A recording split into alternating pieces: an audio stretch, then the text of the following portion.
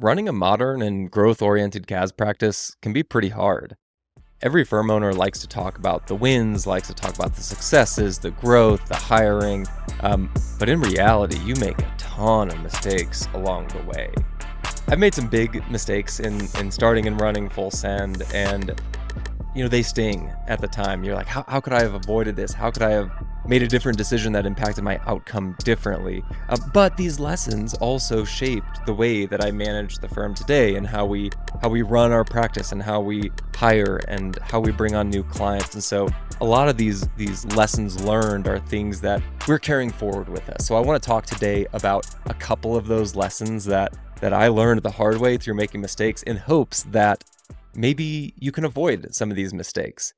So diving into a first observation or mistake that I made is that when I started out, I didn't quite understand the impact that lower pricing would have out of the gates on the continuation of servicing those clients over time. And so when I started the firm, there was a really big impetus, like, let's bring dollars in the door. It doesn't matter who it is, doesn't matter how much revenue it is. Let's price them low. Let's undercut competition, serve clients really well, and we'll be fine.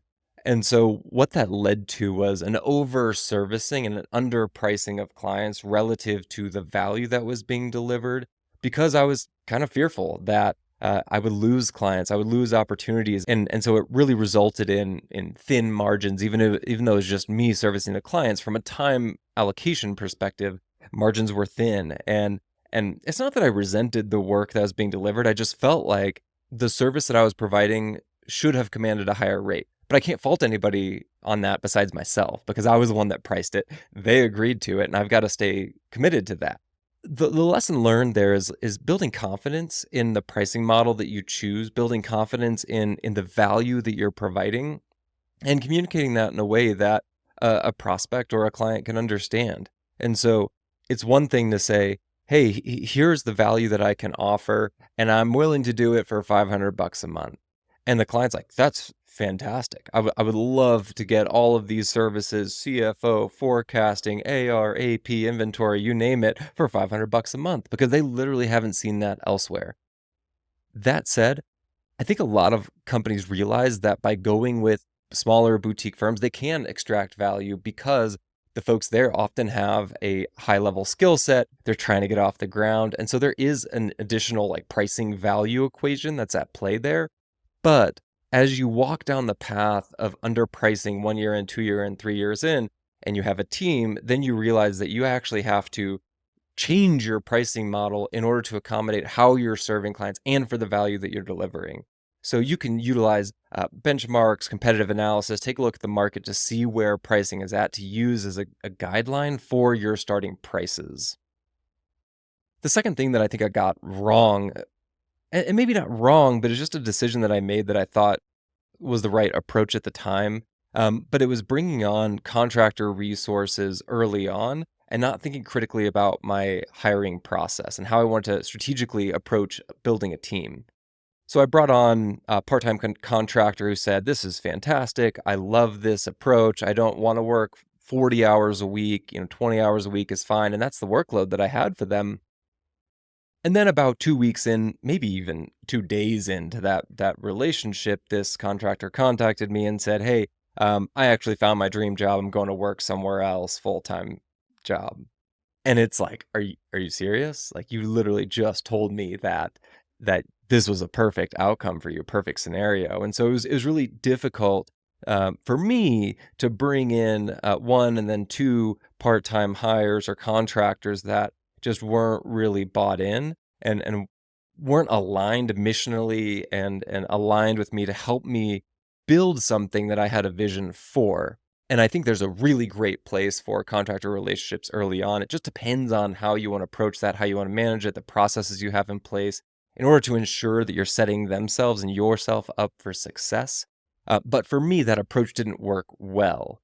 And what I ended up doing was reassessing how hiring should work for me, what makes the most sense. And then I ended up moving towards a leadership first hiring approach, meaning I went for that management layer first in order to build out high level competencies in order to then build a team beneath them. It allowed me to better delegate, better plan, better strategize alongside of folks who have had wonderful careers and have a ton of industry experience and knowledge on how to build something. That took a lot of pressure off my plate. I will say, caveat to the management first hiring approach is that it is more expensive. It may come with additional incentives that may not be required if you're hiring maybe more at the bookkeeper accountant level first. So there are trade-offs to taking either approach. I ended up not paying myself for quite some time in order to execute this approach that I knew would free up my time in order to grow the firm in the way that I really wanted to grow it. So there's a whole nother discussion on that topic, but I ended up overloading my own plate. I went with contractors that weren't bought in, and it was something that just led to some challenges in those early days of trying to figure out how to service clients really, really well. The last piece I think is just not just the delegation of tasks and client work, but also the delegation of the emotional strain that managing a business and keeping it moving forward had on me as a founder. And so I didn't do well at opening up about the stresses, the anxieties, the challenges that I was internalizing. And it led to just like a really difficult period where I was internalizing everything. I wasn't talking about it. And I felt like I was responsible for all of the things that needed to get done, all of the communications that needed to go out, all of the decision making, the strategy. Like there was a lot falling onto my plate. And, it just took a matter of a couple conversations to say, hey, I need to share some of this burden. And for me, bringing on a partner was one of those things that really enabled me to co-manage and share responsibility in a way that was really healthy and a lot better for my mental health.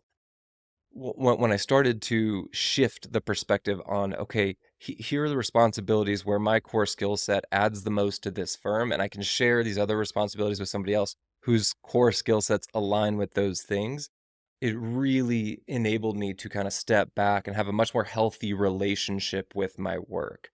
Part of that went along with the hiring approach of leadership first, and then trying to understand how to triage the emotional connection and passion that I had for the things that were happening in the business and the stresses that come with that. How do I share that with somebody else? And it was tremendously important for me as an entrepreneur to be able to do that, and not just like in a familial kind of way, like I can share my burdens and my thoughts with my family, but rather share those burdens from an actionable standpoint with my colleagues at work and my partner at work.